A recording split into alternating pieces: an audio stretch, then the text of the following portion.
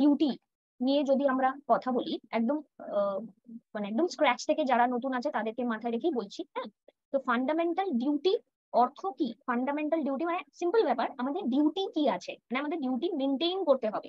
এবার আমাদের যেই যে প্রশ্নগুলো সর্বপ্রথম মাইন্ডে আসবে, যে ফান্ডামেন্টাল ডিউটি কনস্টিটিউশন যখন ফ্রেম হয়েছিল তখন ছিল কি ছিল না, ফার্স্ট কোশ্চেন এটা।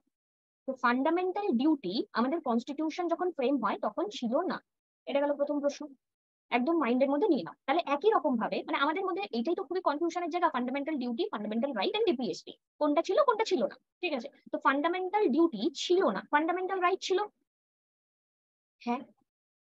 ডিপিএসপি ছিল, হ্যাঁ। ঠিক আছে, তাহলে সিম্পল। আচ্ছা, এবার এখানে একটি অত্যন্ত গুরুত্বপূর্ণ পয়েন্ট, ফান্ডামেন্টাল ডিউটি তাহলে পরে আমাদের অ্যামেন্ডমেন্টের দ্বারা অ্যাডিশনস এটা হয়েছে ফান্ডামেন্টাল ডিউটি। Good evening.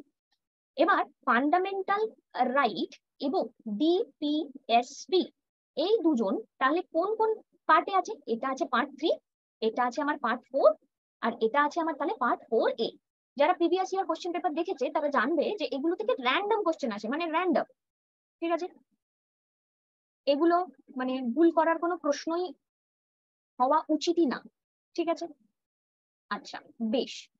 এবার তার পরবর্তী এখানে যে বক্তব্যটা আমাদের রয়েছে যে তাহলে ফান্ডামেন্টাল ডিউটি 4A তে আছে। অনেককে দেখেছি যারা প্রথম প্রথম পড়াশোনা করে তাদের একটু ভুল হয়ে যায়। ফান্ডামেন্টাল ডিউটি 4A তে আছে, তো কনস্টিটিউশনে যা কিছু অ্যামেন্ডমেন্টের থ্রুতে হয় তার পাশে এরকম এ লেখা থাকে, তাহলে এটা আমার কাছে শিওর এমনি আমি হয়ে গেলাম ফান্ডামেন্টাল ডিউটি আমার কনস্টিটিউশনে প্রথম থেকে ছিল না। এবার ফান্ডামেন্টাল রাইট আমি কোথা থেকে নিয়েছি? ফান্ডামেন্টাল রাইট, রাইট রিলেটেড সবকিছু আমরা পড়েছিলাম, আমরা ইউএসএ থেকে নিয়েছি। আচ্ছা, DPSP directive principle of state policy, এটা আমরা কোথা থেকে নিয়েছি? আয়ারল্যান্ড থেকে নিয়েছি। ওকে, আচ্ছা, আর ফান্ডামেন্টাল ডিউটি তাহলে আমি কোথা থেকে নিয়েছি? এবার প্রশ্ন হচ্ছে ফান্ডামেন্টাল ডিউটি আমি কোথা থেকে নিয়েছি। ওকে, এবার ফান্ডামেন্টাল ডিউটি আমি নিয়েছি ইউএসএসআর থেকে, মানে ব্রিটিশ। তাহলে এটা আরেকটা প্রশ্ন তৈরি হয়ে গেল। ফাইন, হয়ে গেল। সরি, রাশিয়া, ব্রিটিশ বলে গেলাম, সরি। ঠিক আছে, আচ্ছা, এবার হচ্ছে গিয়ে এখানে আরো বেশ কিছু পয়েন্ট আছে। কি লেখা আছে? Japan is only democratic country other than India to have fundamental duties in its constitution. তাহলে ইন্ডিয়া ছাড়া এই মুহূর্তে আর কার কাছে ফান্ডামেন্টাল ডিউটি আছে? জাপানের কাছে আছে।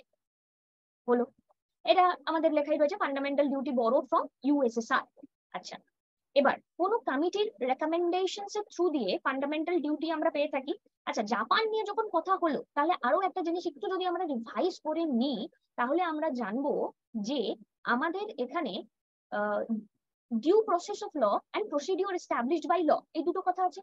ডিউ প্রসেস অফ ল কার থেকে নেওয়া? ইউএসএ থেকে নেওয়া।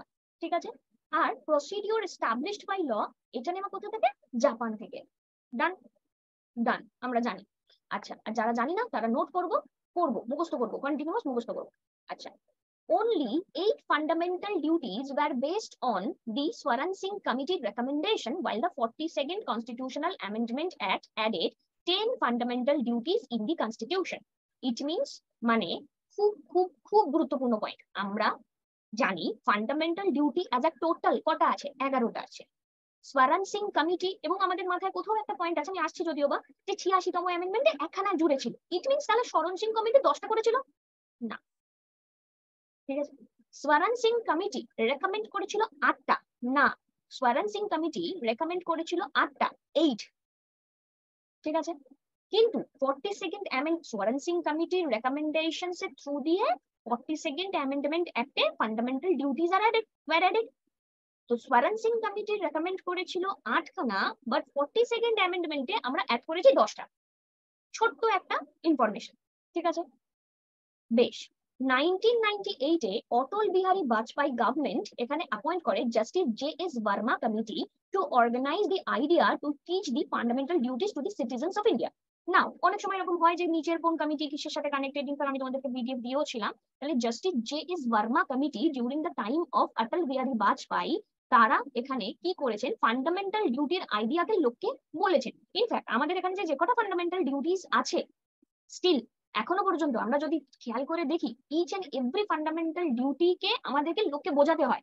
যে সিনেমা হলে গেলে আরে ন্যাশনাল অ্যান্থাম বাজছে, বাবা দাঁড়াও, ঠিক আছে, মানে লোকজনের মধ্যে এই সেন্সটাও নেই, মানে তারা জানে না তাদের ডিউটিটা কি। তাহলে টাইম টু টাইম গভর্নমেন্টকে, ঠিক আছে, এটা বলতে হয়। তো এটা first time 1998-এ justice J S. Verma কমিটির টাইমে এটা হয়েছে, তাহলে এটা তোমাকে মুখস্থ রাখতে হবে। এবং 42nd Amendment Act 1976, 10 duties were added to 51A, 11 fundamental duty, 86 Amendment Act 2002-এ 11তম ফান্ডামেন্টাল ডিউটি আমাদের জুড়েছে। তাহলে এই হচ্ছে আমার বেসিক এখানকার পুঁথি, যেগুলো আমাকে মাইন্ডে অলওয়েজ রাখতে হবে for fundamental duties. So take only 2 to 3 minutes time to revise all this.